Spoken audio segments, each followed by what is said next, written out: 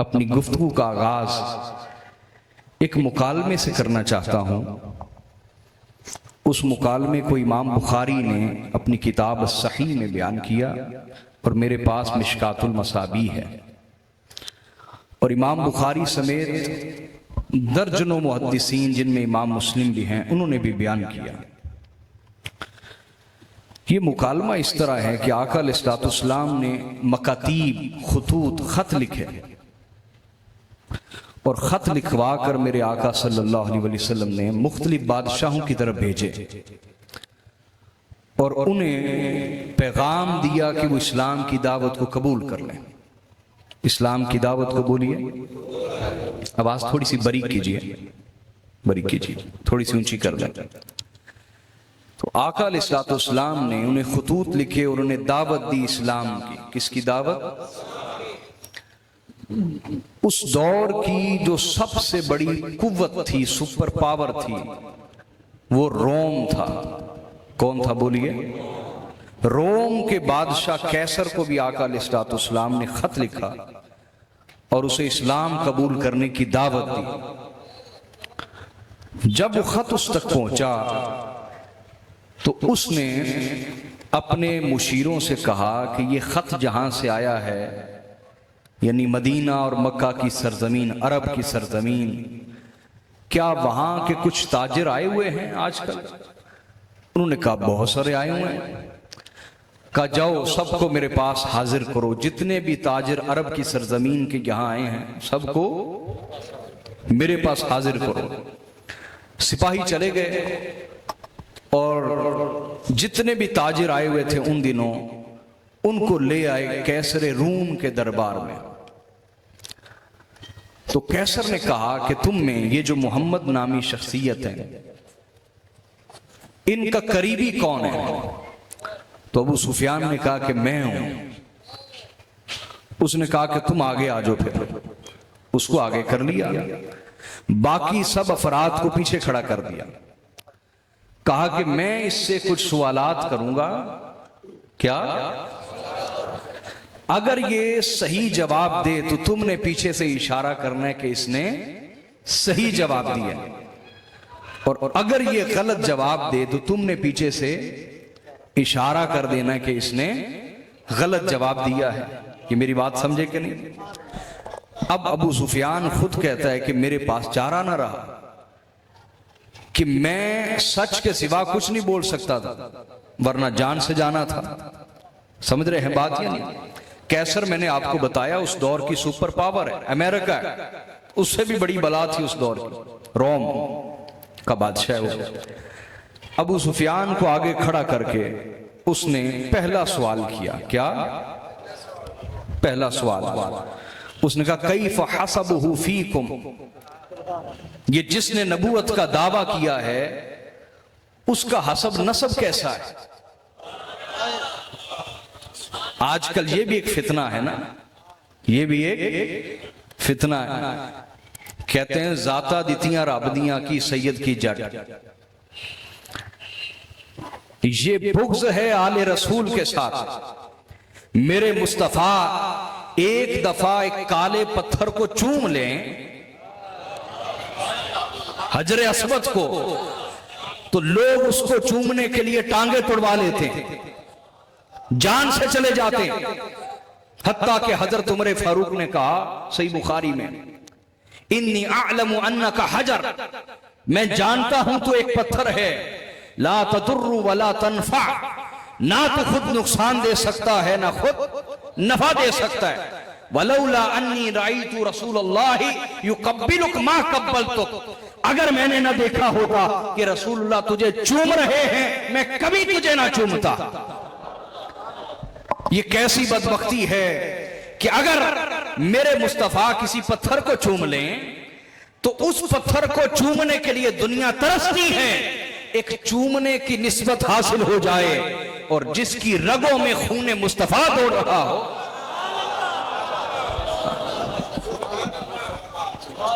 इस निस्बत और इस रिश्ता की तुम्हें पहचान ही हासिल नहीं हुई आज तक। मेरा ये मौजू नहीं, वरना फिल बदी मैं आपको यहां हजार दलाल दे सकता हूं जो मुझे जुबानी याद है। क्या, मैं किसी किताब का मोहताज नहीं, जुबानी याद। तो हाजरीन सुने, पहला सवाल उसने कैसर ने क्या किया। उसने कहा जिसने नबूवत का दावा किया है मुझे बताओ तो सही उसका हसब नसब कैसा है। क्या हसब नसब कैसा है? अबू सुफियान ने कहा हुआ फीना दू हसब। अबू सुफियान ने कहा हाँ, जिसने नबूवत का दावा किया है वो अजीम हसब नसब का मालिक है, अजीम हसब नसब का मालिक है। ये मुकाम मुस्तफ़ा अपनी इस्तिताअत के मुताबिक आपको समझा रहा। उसने अगला सवाल किया और अबू सुफियान क्या कहता है, वही मुल्ला लौला मखाफतु अन युक्सर अलैयल कज़िबु लकज़बतु। अबू सुफियान कहता है अल्लाह की कसम अगर मुझे ये खौफ ना होता कि पिछले मुझे जुटला देंगे तो मैं मोहम्मद रसूलुल्लाह के बारे में हर सवाल का जवाब गलत देता, झूठ बोलता, लेकिन मुझे जान का खतरा था, मैं सच बोलता गया। उसने अगला सवाल पूछा फहल कान मिन आबाइहि मिन मलक और मलिक।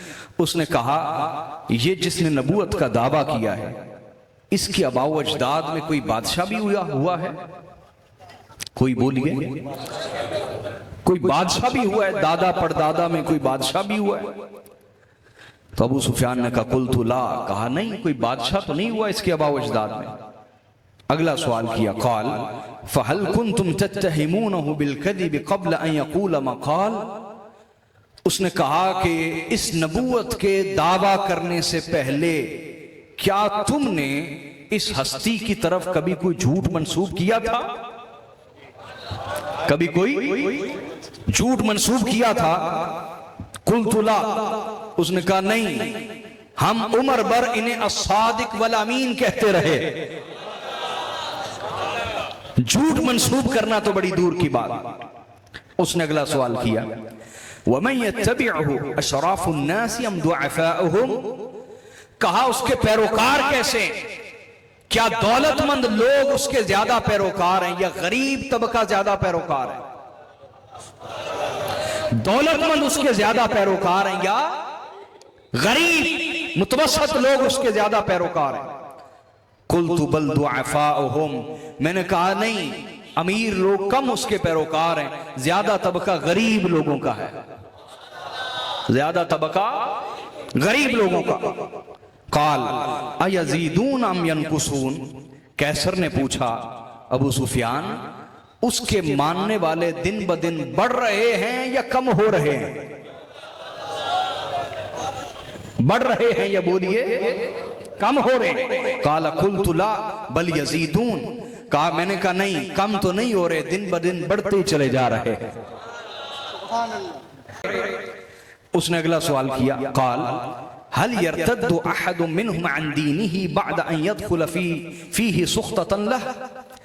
उसने कहा क्या मुहम्मद मुस्तफ़ा सल्लल्लाहु अलैहि वसल्लम के हाथ पर बैत करने के बाद इस्लाम की वजह से आने वाली तकलीफों और आजमाइशों की वजह से कोई उनसे नाराज होकर मुर्तद भी हुआ है? उसने कहा नहीं, मेरे इल्म में ऐसा नहीं कि कभी कोई मुर्तद हुआ हो, बल्कि जो उसका हो जाता है अपनी जान फिदा करता है। उसने अगला सवाल किया काल फहल कातलतुमूह। का कभी तुम्हारे और उसके दरमियान जंग भी हुई है? कुल्तु नाम, मैंने कहा जंग तो हुई है। काल फकैफ कान क़ितालुकुम इय्याह। उसने पूछा कि जंग की कैफियत कैसी रही? क्या? उसने कहा यकूनुल हर्बु बैनना व बैनहु सिजालन युसीबु मिन्ना व नुसीबु मिन्हु। कहा कि जंग तो हमारे और उसके दरमियान एक फुटबॉल की तरह थी, कभी हम गालिब आ जाते कभी वो गालिब आ जाते। गज़वा उहुद का इशारा लिया ना कि हम भी गालिब आ गए ना, वरना तो रसूलुल्लाह गालिब रहे। समझे या नहीं? काल उसने अगला सवाल किया फहल यक़दिर। क्या वो नबी का दावा करने वाले, नबूवत का दावा करने वाले ने कभी किसी को धोखा भी दिया, कभी कोई वादा भी तोड़ा है? कुल्तु ला, मैंने कहा नहीं, कभी कोई वादा नहीं तोड़ा, कभी किसी को धोखा नहीं दिया। और कहा अबू सुफियान कहता है वनहनु मिन्हु फी हादिहिल मुद्दा ला नदरी मा हुवा सानिउन फीहा। कहा आजकल हमारा और उसका मुआहदा चल रहा है, सुलह हुदैबिया, मुआहदा चल रहा है, मालूम नहीं वफा करते हैं या बेवफाई करते हैं। अबू सुफियान कहता है वल्लाहि मा अमकननी मिन कलिमतिन उदखिलु फीहा शैयन गैर हाज़िही। अबू सुफियान ने कहा कि चाह के भी मैं हुजूर के मुतल्लिक कोई मनफी जुमला इससे ज्यादा दाखिल ना कर सका गुफ्तगू में कि आजकल हमारा और उसका मुआहदा चल रहा है, पता नहीं वफा करते हैं या बेवफाई करते हैं। ये मनफी जुमला मैंने जड़ दिया बीच में। क़ाल फहल क़ाल हाज़ल क़ौल अहदुन क़ब्ला। उसने अगला सवाल किया। अभी कोई तजस्सुस आ रहा है कि नहीं आ रहा है, इतने सवाल क्यों कर रहा है? आगे उसने जवाब भी देने इसके। तजस्सुस आएगा तो आपको अगली गुफ्तगू समझ आएगी। ये मैं सही बुखारी की इबारत पढ़ रहा हूं आपके सामने। फहल क़ाल हाज़ल क़ौल अहदुन क़ब्ला। उसने कहा कि आज तक कभी अरबों में ऐसा किसी ने दावा किया कि मैं भी नबी हूं? क्या उससे पहले किसी ने नबूवत का दावा किया अरबों में से? कुल्तु ला। मैंने कहा नहीं, कभी किसी ने नबूवत का दावा नहीं किया। अब कैसे रूम बोलने लगा है। कौन?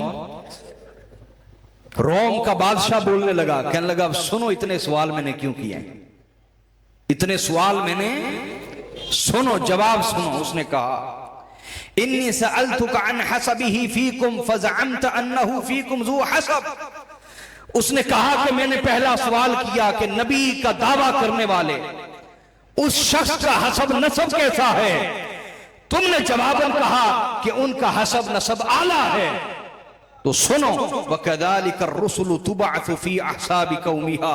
कहा याद रखो, जो भी नबी होता है शान वाले हसब नसब का मालिक होता है। ऐसा कभी नहीं हुआ कि जो पैगंबर होने का दावा करे वो किसी कमजोर हसब नसब से हो ना। जो भी नबी होता है वो आला हसब नसब से होता है। वो बोलिए आला हसब नसब से। ये आवाज खींच रहा है, यार इसकी सेटिंग कीजिए। कहा जो भी पैगंबर होता है वो बोलिए आला हसब नसब का होता है। अगला उसने कहा वसअल्तुक हल काना फी अबाइही मलिक। कहा मैंने दूसरा सवाल किया। क्या? बोलिए तो सही ना। मैंने दूसरा सवाल किया, क्या इसके अबाव अजदाद में कोई बादशाह भी हुआ है? तुमने कहा नहीं, इसके अबाव अजदाद में कोई बादशाह हुआ? बोलिए नहीं। फकुल्तु लौ काना मिन अबाई मलिक कुल्तु रजुलन यतलुबु मुल्क आबाए। कहा अगर तुम कह देते कि इसके अबाव अजदाद में कोई बादशाह हुआ है तो मैं कहता ये नबी नहीं, ये अपने अबाव अजदाद की खोई हुई बादशाहत हासिल करना चाह रहा है। लेकिन जब कि इसके अबाव अजदाद में कोई बादशाह नहीं हुआ, लिहाजा ये इस बात की दलील है कि इसे बादशाहत नहीं चाहिए, खुदा की हुक्मरानी चाहिए। बोलिए खुदा की हुक्मरानी चाहिए। कहा मैंने अगला सवाल किया कि उसके पैरोकार ज्यादा गरीब हैं या ज्यादा अमीर हैं? ज्यादा गरीब हैं या बोलिए ज्यादा अमीर हैं? तुमने कहा कि उसके पैरोकार ज्यादा गरीब हैं। वहुम अतबाउर रसूल। कहा हर जमाने की तारीख पढ़ लो, नबियों के पैरोकार ज्यादा गरीब ही होते हैं। अमीरों को यह सआदत कम मिलती है, गरीबों को सआदत ज्यादा मिलती है। वो अपने दौलत के घुमंड में रहते हुए महरूम हो जाते हैं और इन्हें गरीबों को जब सच्ची मोहब्बत मिलती है ये फिदा हो जाते हैं। क्या? फिदा हो जाते हैं। कहा अगला मैंने सवाल किया तुमसे, क्या इस पैगंबर पर कभी किसी ने झूठ बोलने की तोहमत लगाई? तुमने कहा नहीं, कभी हमने इस पर झूठ बोलने की तोहमत नहीं लगाई। तो कैसर रूम ने कहा फिर सुन लो कि वो हस्ती जिसने कभी दुनिया के मामले में झूठ नहीं बोला, ये कैसे हो सकता है कि वो खुदा के बारे में झूठ बोले? जो दुनिया के बारे में इतनी सच्ची हस्ती है वो खुदा के बारे में भी हमेशा सच बोलेंगे। ये कैसर जवाब दे रहा है। कौन जवाब दे रहा है? पानी दो बेटा।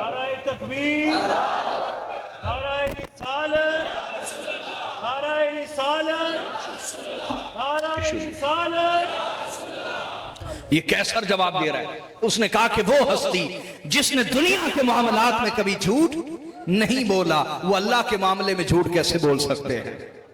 फिर उसने कहा मैंने तुमसे अगला सवाल ये किया, क्या उसके पैरोकारों में से कभी कोई सख्तियों, तकलीफों, आजमाइशों की वजह से उससे नाराज होकर उसे छोड़ के भी गया है?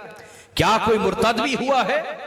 आजमाइशें बर्दाश्त न करने की वजह से कभी कोई, बोलिए ना, मुर्तद भी हुआ है?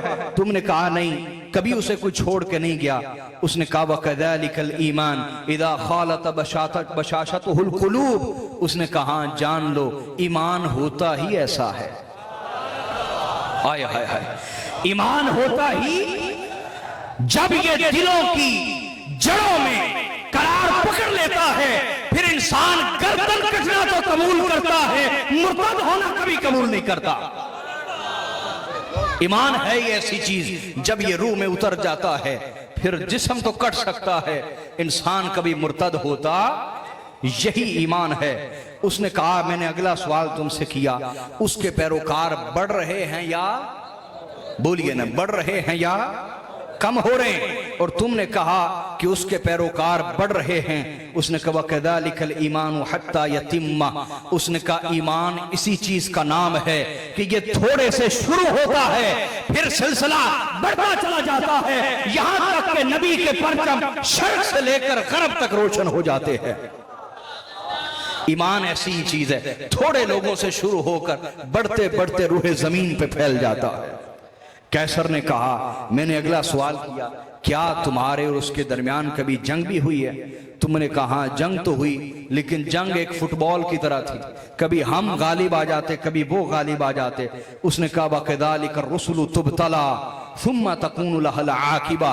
उसने कहा रसूलों का मामला ऐसा ही है कि उनकी कौमें बजाय उन पर ईमान लाने के दुश्मनी पे उतर आती हैं, अदावत पे उतर आती हैं।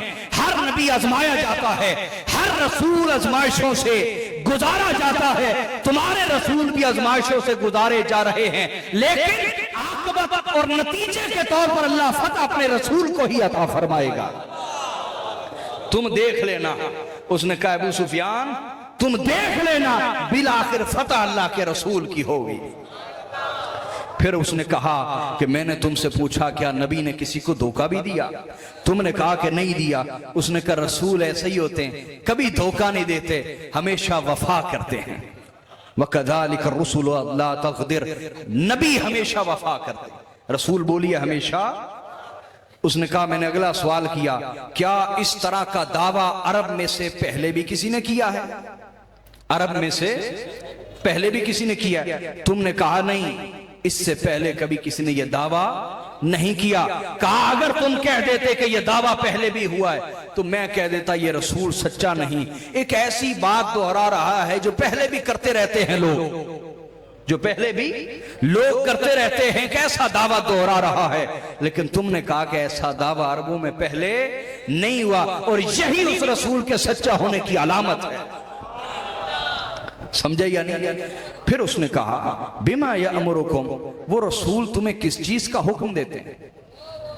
बोलिए तुम्हें। उसने कहा या अमरुना बिस्सलाति वज़्ज़काति वस्सिलति वल आफ़ाफ़। कहा वो नबी हमें कहते हैं कि तुम नमाज पढ़ा करो, अपने माल में से ज़कात अदा किया करो, रिश्तेदारियां कायम रखा करो, और जिना से बचो, पाक दामनी इख्तियार करो। उसने जब ये सुन लिया उसने कहा कि हाँ यही दावत हर नबी की होती है,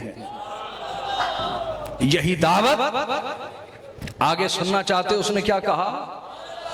क्यों भी आशिकों सुनना चाह रहे हैं? उसने कहा इन यकुमा तकूलु हक्कन फइन्नहु नबी। उसने कहा कि अगर जो कुछ तुमने उसकी अलामात में बयान किया है ये सच है तो मुझसे सच सुनो कि वो सच्चा नबी है। वो बोलिए सच्चा नबी है। हम तो ये गुमान करते थे कि वो बनी इसहाक में से आएंगे, हजरत इसहाक की औलाद में से आएंगे, लेकिन अल्लाह जिसे चाहे नबूवत से नवाजे। अल्लाह ने बनी इस्माइल में से उन्हें भेजा है। और आगे जानते उसने क्या कहा? उसने कहा अबू सुफियान तुम उनकी अदालत में उतरे हुए हो, तुम उनसे दुश्मनी कर रहे हो, तुम उनसे जंगें लड़ रहे हो, लेकिन अल्लाह की इज्जत की कसम जिनके बारे में तुमने अलामात बयान की हैं वो सच्चे रसूल हैं। और एक वक्त आएगा जहां मैं हुकूमत कर रहा हूं वो इस जमीन के भी मालिक बन जाएंगे।